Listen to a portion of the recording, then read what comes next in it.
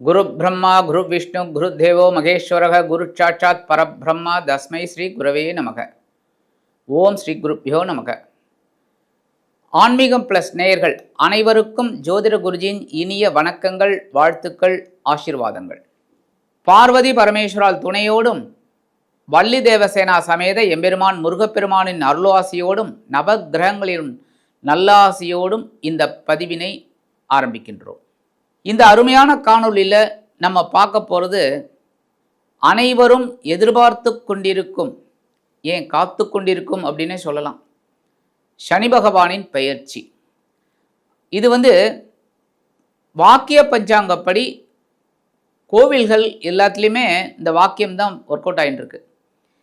இந்த வாக்கிய பஞ்சாங்கப்படி சனீஸ்வர பகவானின் பெயர்ச்சி வருகின்ற மார்ச் மாதம் 6ஆம் தேதி, மார்ச் மாதம் 6ஆம் தேதி 6/3/2026 அன்னைக்கு இந்த சனீஸ்வர பகவான் கும்பராசியை விட்டு விலகி நீர் ராசியான மீன ராசிக்குள் பிரவேசிக்கிறார்.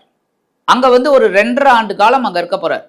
இடையில 2 தடவை வக்ரம் அடைவார். ஏன்னா சூரிய பகவான் வரும்போது அப்படியே அந்த லாங் டிஸ்டன்ஸ் வரும்போது வக்ரம் 2 தடவை வக்ரம் அடைகிறார்.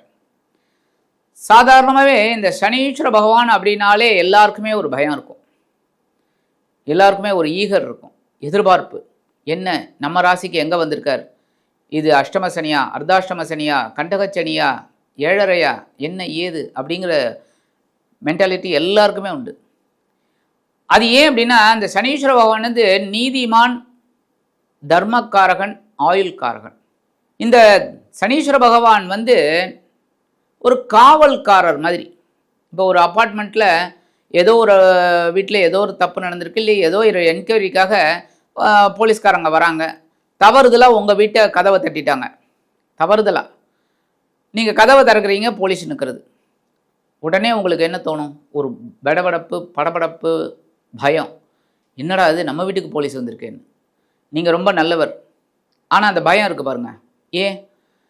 அதுதான் அந்த காவல்காரர்களை பார்த்தாலே ஒரு வித படபடப்பு. அதனால தான் அந்த சனீஸ்வர பகவான் பெயர்ச்சி அப்படின்னாலே எல்லாருக்குமே ஒரு படபடப்பு, ஒரு இது எல்லாமே கிடைக்கும். அந்த வகையில் இந்த மீனராசிக்குள்ளே நுழையக்கூடிய சனீஸ்வர பகவான் 3ஆம் பார்வையாக ரிஷபத்தையும், 7ஆம் பார்வையாக கன்னியையும், 10ஆம் பார்வையாக தனுசுவையும் பார்க்குறார். ஏன்னா இந்த சனீஸ்வர பகவானுக்கு 3, 7, 10 விசேஷமான பார்வைகள். சனி பகவான் ஸ்தான பலம் இல்லை அப்படின்னாலும் பார்வை ஓரளவுக்கு நல்ல விதமாக இருக்கும், பெரிய அளவில் பாதகங்கள் இருக்காது. ஆனால் இதே சனீஸ்வர பகவான் வேறு எங்கேயாவது இருந்தார்னா அதுக்குண்டான ஒரு பாடங்களை நமக்கு கொடுப்பார். அந்த பாடங்களை பாடமாக எடுத்துக்கிட்டு நம்ம முன்னேறணுமே தவிர பயப்படக்கூடாது. அதேமாரி சனீஸ்வர பகவானுக்கு பிரீத்தி அப்படின்னா சனி பகவான் காயத்ரி தான். சனி பகவான் காயத்ரி சொன்னாலே ரொம்ப விசேஷம். ஓம் காகத்வஜாய வித்மிகே கட்கஹஸ்தாய தீமிகி நன்னோ மந்த பிரச்சோதயாத். மந்தன்னா என்னென்னா மெதுவாக போகக்கூடியவர். ஏன்னா சூரியன்லேருந்து ரொம்ப தூரம் இருக்கக்கூடிய கிரகம் இந்த சனீஸ்வர பகவான். அதனால தான் சூரியனை சுற்றி வர 2.5 ஆண்டு காலம் ஆறுது. இப்போ 30 ஆண்டுகளுக்கு பிறகு இந்த மீனராசிக்குள்ளே பிரவேசம் பண்ணுறார் இந்த சனீஸ்வர பகவான். அந்த வகையில் இந்த சனீஸ்வர பகவான் ஒவ்வொரு ராசிக்கும் என்னென்ன பலாபலன்களை கொடுக்க போகிறாருங்கிறத பற்றி தெரிஞ்சுப்போம். முதற்கண் சப்ஸ்கிரைப் பண்ண அனைத்து இனிய நெஞ்சங்களுக்கும் எங்களது நன்றிகள். சப்ஸ்கிரைப் பண்ணிக்கலையா பண்ணிக்கோங்க, லைக் பண்ணுங்கள், கமெண்ட் பண்ணுங்கள், ஷேர் பண்ணுங்கள். அதேமாரி உங்களோட ஜனனகால ஜாதகத்தை பார்க்கணும் அப்படின்னா என்னோடய வாட்ஸ்அப் நம்பருக்கு வாங்க, கண்டிப்பாக உங்களுக்கு பதில் கிடைக்கும். ஆக இந்த பதிவுக்கு போகலாமா? அன்பான மிதுன ராசி நேர்களே, இந்த அருமையான காணொளியில் நம்ம பார்க்க போகிறது வாக்கிய பஞ்சாங்கப்படி சனீஸ்வர பகவான் பெயர்ச்சி. இந்த சனீஸ்வர பகவான் உங்களுக்கு அஷ்டமாதிபதி, பாக்யாதிபதி. நிறைய மிதுன ராசி அன்பர்கள் கொஞ்சம் தீர்காயுசோடு இருப்பீங்க, திடகாத்திரத்தோடு இருப்பீங்க. அதேமாரி பாக்கியங்களை அனுபவிக்கக்கூடிய ஒரு வாய்ப்பும் உங்களுக்கு உண்டு. ஏன்னா உங்களுக்கு ராசிநாதன் புதன் அப்படிங்கிறதுனால அவர் தான் உங்களுக்கு ராசிநாதன், அதே சமயம் சுகாதிபதி. அதில் சுகங்களை அனுபவிக்கக்கூடிய ஒரு வாய்ப்பு, தீர்காயுசோடு இருக்கக்கூடிய ஒரு வாய்ப்பு உங்களுக்கு கண்டிப்பாக கிடைக்கும். என்ன, உங்களோட திருமண பந்தம் மட்டும் கொஞ்சம் ப்ளஸ் ஆர் மைனஸில் இருக்கும். அதுவும் உங்களோட களத்திரக்காரகன் நல்லா இருந்தார் அப்படின்னா அதுக்கேற்ற மாதிரி உங்களுக்கு நல்ல ஒரு மன வாழ்க்கை அமையும். ஆனாலும் இது உபயராசி அப்படிங்கிறதுனால இந்த இல்லறம் அப்படிங்கிறது கொஞ்சம் அப்படியே ஒரு மாதிரி தான் இருக்கும். பட் அதை பற்றிலாம் நீங்கள் கவலையும் பட மாட்டீங்க, பட் அதை பற்றி கவலைப்பட்டு ஒன்றும் ஆக போகிறதில்ல. கரெக்டாக? பட் அண்டர்ஸ்டாண்டிங் அப்படியே போனாலே சூப்பர், குடும்பம் நல்லபடியாக இருக்கும். ஆக அந்த வகையில் இந்த சனீஸ்வர பகவான் உங்களுக்கு இது வரைக்கும் எங்கே இருந்தார் அப்படின்னு பார்த்தீங்கன்னா பாக்யஸ்தானம் அப்படிங்கிற 9ஆம் இடத்துல இருந்தார். 9ஆம் இடம் பரவாயில்லை, ஓரளவுக்கு நல்ல முன்னேற்றம். உத்தியோகத்துலேயும் சரி, தொழில் வியாபாரத்துலையும் சரி, குடும்பத்துலேயும் சரி, ஏதோ குழப்பங்கள் கொஞ்சம் கொஞ்சம் இருந்தாலும் சரி, ரைட் அப்படியே தள்ளிட்டு போயிட்டீங்க. இந்த வகையில் பாக்கியஸ்தானத்தை விட்டு விலகிய இந்த சனீஸ்வர பகவான் இப்போ எங்கே வர்றாருன்னா உங்களோட ஜீவனஸ்தானம் அப்படிங்கிற 10ஆம் இடத்துக்கு வர்றாரு. 10ஆம் இடம் கர்மஸ்தானம். ஃபஸ்ட்டு உங்களோட தந்தையாரோட உடல் ஆரோக்கியத்தில் கவனமாக இருங்க. அடுத்து பிதுரார்ஜித சொத்துக்கள் உங்கள் கைக்கு வரத்துக்கு கொஞ்சம் தடை தாமதமாகும். பூர்வீக சொத்துக்கள் அதே மாதிரி தான். உத்தியோகத்தில் இடமாற்றம் அந்த மாதிரிலாம் கிடைக்கிறதுக்கு வாய்ப்பு இருக்குது. இந்த வேலையை விட்டுட்டு வேறு வேலைக்கு போகலாம், ஒரே குடைச்சலாக இருக்குப்பா, இந்த மேனேஜர் பண்ணுற அந்த அக்குறும்பு தாங்கவே முடியல அப்படிங்கிற மாதிரிலாம் இருக்கும். ஆனால் இந்த இடத்துல நீங்கள் தான் யோசிக்கணும். செல்ஃப் கான்ஃபிடென்ஸ் நீங்கள் யோசித்து இந்த உத்தியோகத்தை விட்டு வேறு உத்தியோகம் தேடினா நமக்கு வேறு உத்தியோகம் கிடைக்குமா, உத்தியோகம் கிடைச்சாலும் அது கரெக்டாக இருக்குமா அப்படிங்கிறதெல்லாம் நீங்கள் டிசைட் பண்ணிக்கணும்.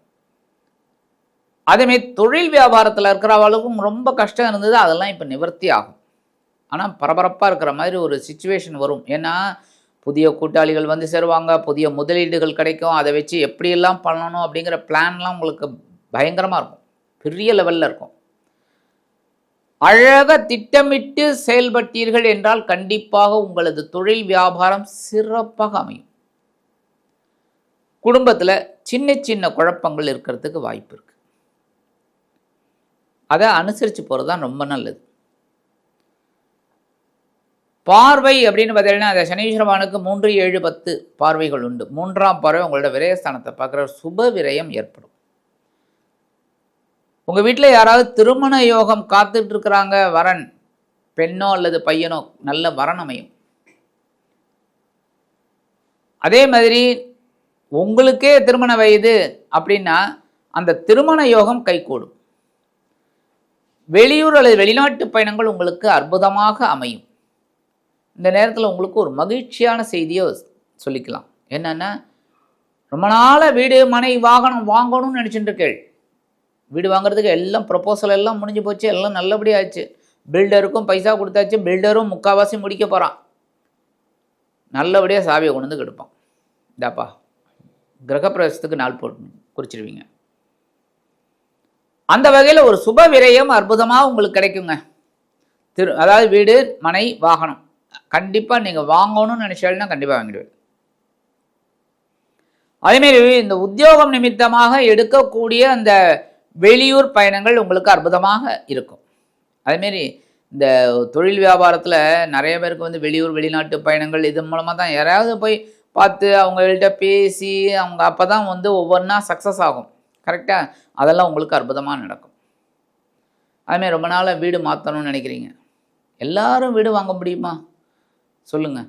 பணம் இருக்கிறவனே வாங்க முடியாது. ஏன்னா ஜனனகால ஜாதகத்தில் அவனுக்கு வந்து இடம் பூமி யோகம் இருந்தால் தான் வாங்க முடியும். கோடிக்கணக்கில் பணம் இருக்கும், ஆனால் வீடு வாங்க மாட்டான். அப்படியே வாங்கினாலும் அவன் வந்து அந்த வீட்டில் இருக்க மாட்டான், அவன் வாடகை வீட்டில் இருப்பான், இந்த வீடை வாடகை கொடுத்து உட்காந்துட்டு இருப்பான். அப்போ அந்த யோகம் இருக்கான்னு பார்க்கணும். அந்த வகையில் இடமாற்றம் வீடு மாற்றம் கிடைக்கிறதுக்கு வாய்ப்பு இருக்குது.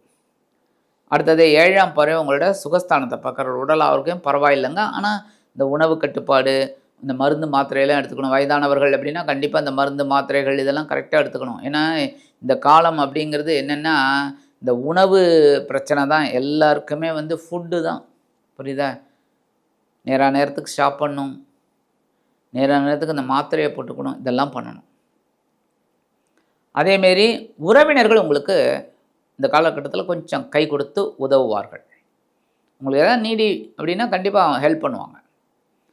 10ஆம் பார்வையாக உங்களோட கலத்திரஸ்தானத்தை பார்க்குறாரு, உங்களோட 7ஆம் இடத்தை. அப்போ வாழ்க்கை துணை உங்களுக்கு முழு சப்போர்ட் பண்ணுறது பெரிய பாக்கியம். உங்களுக்கு வாழ்க்கை துணை முழு சப்போர்ட் பண்ணுறது உங்களுக்கு பெரிய பாக்கியம். அதுதாங்க பெரிய பாக்கியம். ஏன்னா எப்போவுமே உழவு மாடு 2 கரெக்டாக, அந்த 2 மாடும் கரெக்டாக போனால் தான் உழவு. அதேமாரி தான் குடும்பம். கணவன் மனைவி 2 பேர், அந்த 2 பேரும் கரெக்டாக போனால் தான் அந்த குடும்பம் நல்லபடியாக இருக்கும். கணவன் ஒரு பக்கமும் மனைவி ஒரு பக்கம் போனால் அந்த குடும்பம் எப்படியே தனியாக எங்கேயோ அது போயின்னு இருக்கும், அது ஒரு ட்ராக்ல போயின்னு இருக்கும். ஆக குடும்ப ஒற்றுமை பலப்படும். எல்லா விதத்திலும் உங்களுக்கு கண்டிப்பாக இதுவரைப்பட்ட கஷ்டங்கள் உங்களுக்கு தீரும். மனசில் அந்த வேதனைகள்லாம் குறைஞ்சிடும். அதான் பெரிய பாக்கியம், வேதனைகள்லாம் குறைஞ்சிடும். ஏன்னா ஒரே டைலமாவில் இருந்தீங்க கிட்டத்தட்ட ஒரு 5-6 வருஷமாகவே, என்னடா பண்ணுறது ஏதுடா பண்ணுறதுன்னு. இப்போ கொஞ்சம் பரவாயில்லைங்கிற ஒரு சுச்சுவேஷன் உங்களுக்கு கண்டிப்பாக கிடைக்கும். அதுவும் ஜீவனஸ்தானத்துக்கு வரக்கூடிய இந்த சனீஸ்வர பகவான் உங்களுக்கு பல விதங்களிலும் முன்னேற்றத்தை கொடுப்பார். இப்படி உழைக்கணும் அப்படின்னு உழைக்கிறதுக்கு நீங்கள் அஞ்ச மாட்டீங்க. அப்போ உழைச்சா கண்டிப்பாக அதற்குண்டான பலன்கள் இந்த சனீஸ்வர பகவானால் கண்டிப்பாக கிடைக்கும். பரிகாரம் அப்படின்னு பண்ணிங்கன்னா திருநள்ளாறு ஒரு தடவை போயிட்டு வாங்க. இந்த 2.5 வருஷத்தில் ஒரு தடவை முன்னாடியே நீங்கள் போயிட்டு வந்துட்டேன்னா ரொம்ப விசேஷம். போயிட்டு அதற்குண்டான அந்த பரிகாரங்களை பண்ணிட்டு வந்தேனால ரொம்ப விசேஷம். ஏன்னா திருநள்ளாறு அவ்வளவு தர்பாரண்யேஸ்வரர், அவ்வளவு சக்தி வாய்ந்த ஈஸ்வரன். போயிட்டு அந்த சனீஸ்வர தரிசனம் பண்ணுங்க, ஈஸ்வரனை அம்பாளை தரிசனம் பண்ணிவிட்டு அந்த பிரகாரத்தில் ஒரு 10 நிமிஷம் உட்காந்துட்டு ஓம் நம சிவாய தியானம் பண்ணிட்டு வாங்கோ. ரொம்ப அற்புதமான பலன்கள். சரி, எல்லாராலையும் அந்த முடியுமா? முடியல, என்னால் முடியல சுவாமி. ஒன்று எனக்கு உடல் ஆரோக்கியம் இல்லை வருமானம் அவ்வளவா இல்லை, நான் போயிட்டு அந்த மாதிரிலாம் வரத்துக்கு என்னால் முடியாது. ரைட், பக்கத்தில் இருக்கிற கோயிலுக்கு போயிட்டு வாங்க. சனிக்கிழமை போங்க, சனி பகவானை வழிபாடு பண்ணுங்க, எள் தீபம் போடுங்க. நிறைய பேர் சொல்லுவோம் எள் தீபம் போடக்கூடாது அப்படின்னு. எள் தீபம் ஒரு தானியம்தான், தாராளமாக போடலாம், ஆகம விதிப்படி உண்டு. அதனால் கொஞ்சம் கூட ஹெசிடேஷனே வேண்டாம். எள் தீபம் போட்டு வாங்க, சனி பகவான் காயத்ரி சொல்லிட்டு வாங்க. ரொம்ப அற்புதமான பலன்கள் உங்களுக்கு கண்டிப்பாக கிடைக்கும். ஆக இந்த சின்ன பரிகாரம் நீங்கள் பண்ணேனாலே உங்கள் அஷ்டமாதிபதியும் பாக்யாதிபதியுமான சனீஸ்வர பகவான் கர்மஸ்தானமாகிய 10ஆம் இடத்தில் அமர்ந்து உன்னதமான ஒரு வாழ்க்கையை ஏற்படுத்தி கொடுப்பார் என்று கூறி விடைபெறுகிறேன். நன்றி, வணக்கம். மீண்டும் ஒரு அருமையான காணொலியில் உங்களை அற்புதமாக சந்திக்கிறேன். வாழ்த்துக்கள். வாழ்க வளமுடன்.